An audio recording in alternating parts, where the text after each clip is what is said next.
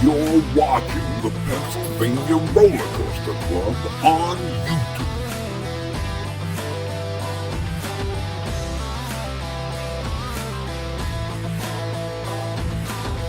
All right. Hello.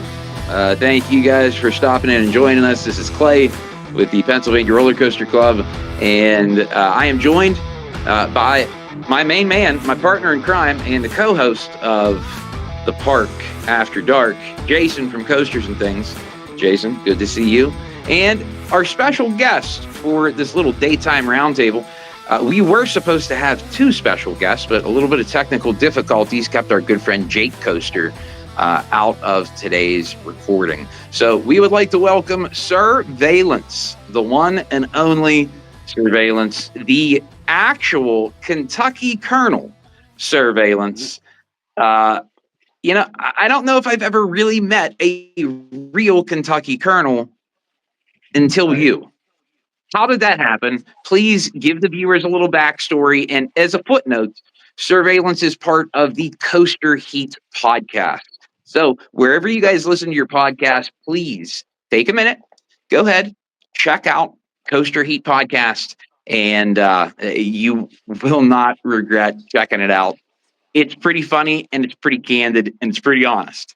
And I think that's what a lot of people like it for. So go ahead, Sir Veillance. How did you become a true Kentucky Colonel? Well, first of all, thank you, Jason. Thank you, Clay, for having me. It's our honor.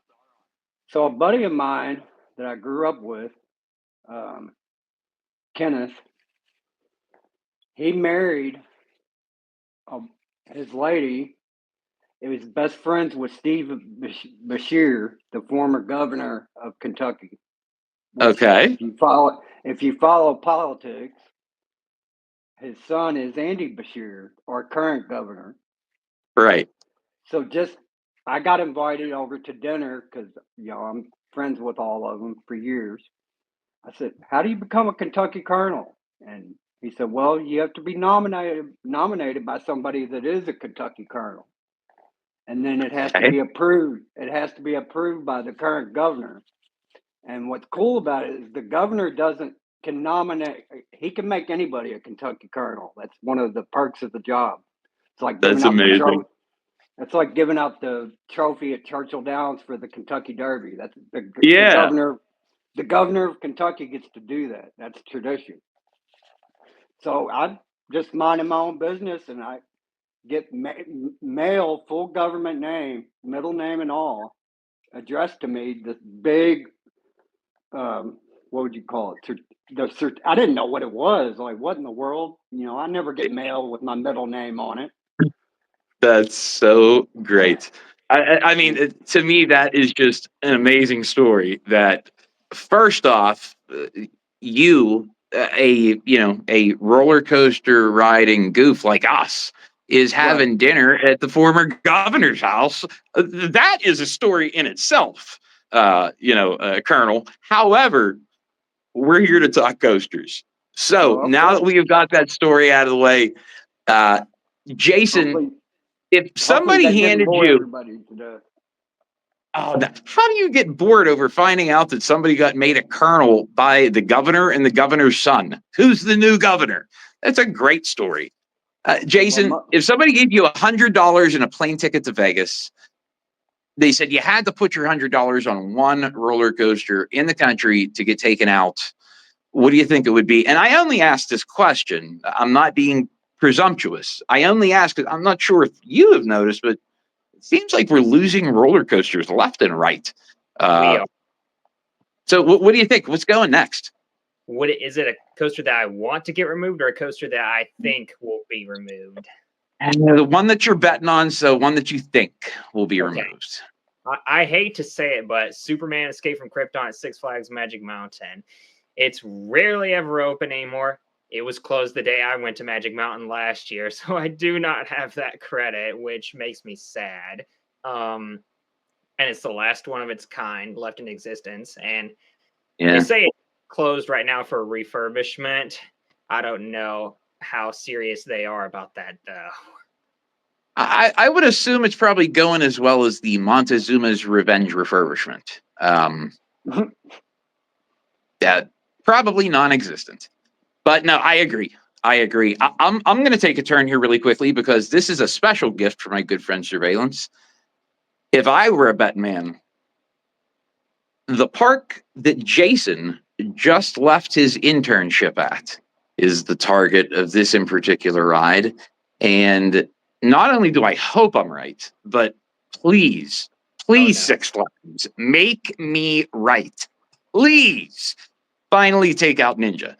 That thing absolutely is the worst. I don't know if you want to call it an arrow, if you want to call it a Vekoma. It's the worst Aerocoma that has ever been built.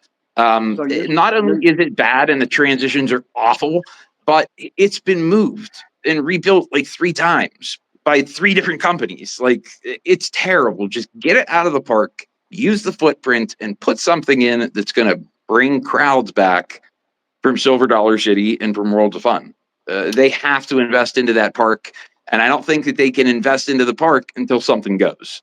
So that would be my prediction. If somebody had to make me bet, I'm going with Ninja at Six Flags St. Louis.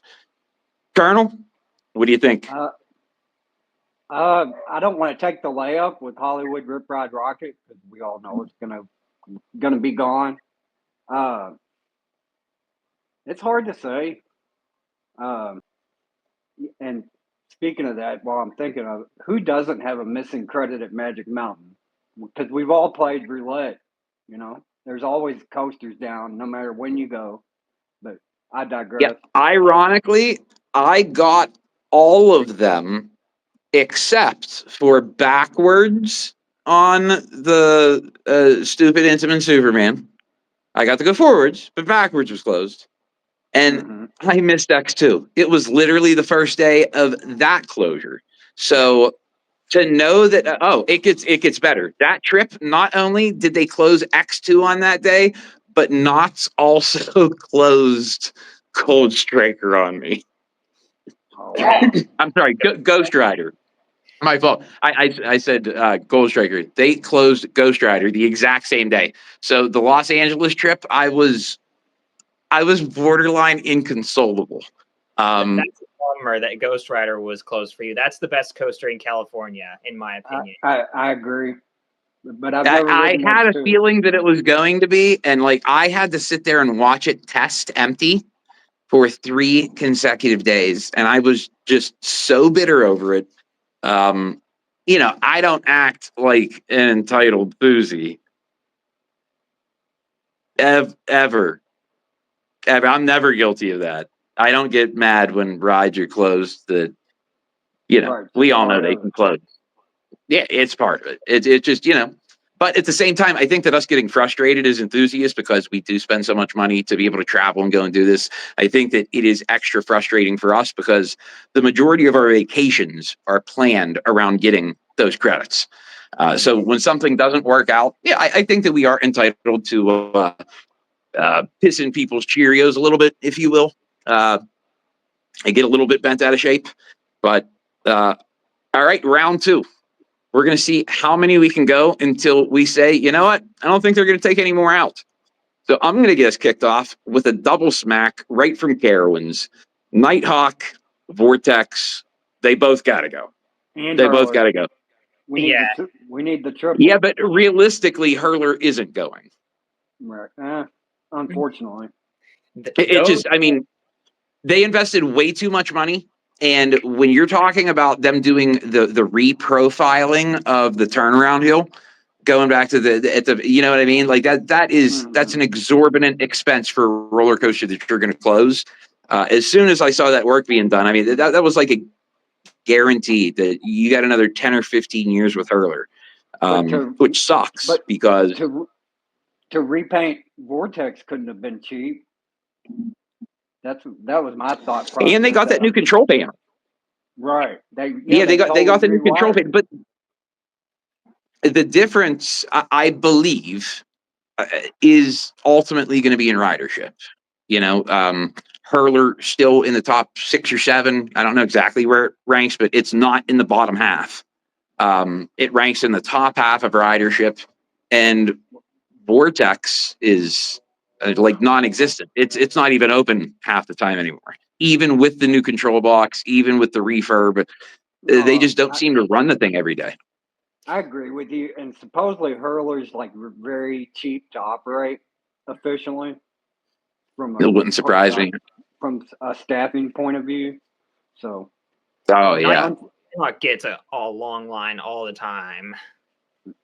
Yeah, and I mean, this last season, the running, one train BS, that was crazy. Granted, it's not a great ride that I'm looking to go and ride 10 times when I'm there, but if I'm going to make the trip down, I'm going to go and get my ass beat on it once. Right. Who doesn't love Absolutely. getting thrown around an old, Vekoma Flying Dutchman? It's painful. We'll eventually look back and compare those to like Velares. Roller coaster technology is going to get so good with flying coasters. Like, look at the new Vekoma, Fly out at Phantasialand. They're getting so advanced so quickly. We're going to end up looking back and saying those Flying Dutchmen were absolute death traps. And speaking of that, you can go right to Six Flags America, because Batman probably is going to be on its way. Unfortunately, because they do such a poor job of maintenance in that park, arguably you could say that they need to take Superman out.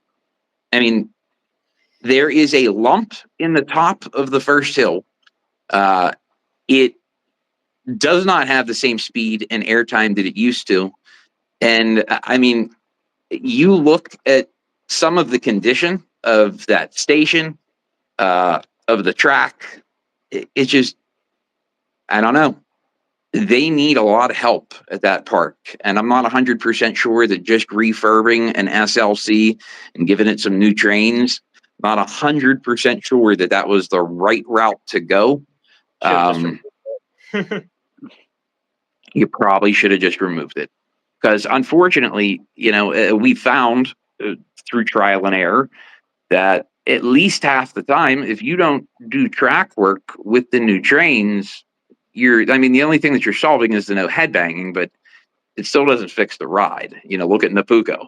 That thing it assaulted me. I literally had to have an interview with Iowa State Police before they would let me leave Waterloo, because there was an assault that took place. It was caught on camera, and they needed a statement to close the case. And now I didn't press charges against Napuco. I was reasonable, but it's not the most comfortable thing in the world. But don't sleep on that park. If you haven't been there, go. They have a killer dark ride. Absolutely amazing dark ride for a park in the middle of Iowa. And Madugami is absolutely wicked. And you know what? You may not have King Dakar anymore, but you have a significantly smaller, significantly shorter one that actually goes upside down. And if you haven't been to Iowa, you should definitely check that out. It's a fun time. And it gives you a great excuse to go to Adventureland and ride Monster. Yeah. I'll say that Lost Island, that park is good, but it needs more to it. Because whenever you're in the park, when I went for the first time this year, it doesn't matter where you're at in the park, you can look around and everything you see is all there is to the park. Yeah. And now I do know that, they had announced that they're adding that single rail, the RMC, which is, that's a good choice for pretty much any smaller park. They had also teased the possibility of a wild moose. I would not be surprised at all if you see a wild moose added in the next 2 to 3 years. I think they'll eventually end up having both. But it is a fun park, and it's small and it's growing, but I think it's up to the guys like us to be able to make that pilgrimage, at least once every couple of years, to try and support the park and try to encourage as many people that live out there locally. There's a lot of parks that were being discussed about being built, and now those are all on hold. American Heartland is being stalled and delayed, and with all the loss of the coasters, it's been a tough month for the community. And I know that people took the King Dakar situation hard. And I don't want to go too deep into this, but I will say that some of the enthusiasts that utilize their platform to attempt to give people an opportunity for last rides, they truly did it because they wanted to see you get out there to ride it. It wasn't for clicks. It wasn't for any of that. It's because these guys have an emotional attachment to these rides, just like we do, and just like you do. And in the end, we all want the same thing. We all want to have an announcement and to be able to have an opportunity to go and get those last rides. And I think that people kind of took their vitriol and their anger out on the wrong people. They were going after the people that attempted to make the situation more tenable, opposed to the people that created a situation where there was no situation. So, yeah, like I said, I don't want to dive into that too much, but I really think that a lot of the community should be thankful that there are people that are that tied in, that are able to be able to break that news. And as soon as they had reported that, I immediately went to Jackson, to New Jersey, and I have several contacts within the park that are extremely reliable. And within 10 minutes of me being in New Jersey, I knew the ride was closing and gone forever. They made zero attempts to hide it from me in any way, shape, or form. And that night, I posted 100% certainty this ride is closing. I will bet the farm on it, my house, everything. This ride's gone. And so please come out and get rides. But yeah, we know this is coming again, guys. So if there are credible sources that are coming out making announcements saying, hey, we're hearing from reliable people and we're willing to put our credibility on the line to say this, you may want to take a little bit of credence in their words next time. Because again, they're not doing it for clicks. They're doing it for you because they want to see you ride the ride again. Yeah. And that's it's my 2 cents on the situation. Well, what are your guys' thoughts in regards to that? And do you agree with me that the intentions were pure? I'll say I applaud the creators for that, because they could have easily just lied about that whole situation just to gain more money, but they didn't. They actually were right on the situation and were encouraging other enthusiasts to, hey, go out and give the ride a proper send-off because the park won't do it themselves. I'll say King Ka did not deserve to die like this. And if you had asked me a few years ago, if you had told me a few years ago that neither it nor Tothel Dragster would have made it to its 20th birthday, I would have said you're insane. And as of now, King Ka and the OG Tothel Dragster are my two favorite defunct coasters that I have. So my they will be missed. They will be missed. Surveillance, you got about 30 seconds. Give us our final note before we get out of here. Just my standpoint on it, most of the creators had good intentions, but then there were some that just wanted to bask and take victory laps and say, I told you so, I told you so. And I don't think now that's that part did get annoying. I definitely agree. Guys, we are out of time for this episode. Thanks so much for tuning in. Stop back in tomorrow. We're going to try to put one of these daily ones out as often as possible, and we'll go from there. We'll see how it happens, and check us out tonight for the PaRC After Dark. And yeah, we're going to go from there, guys. Thanks again so much for tuning in. Till next time, we'll see you out there. See ya.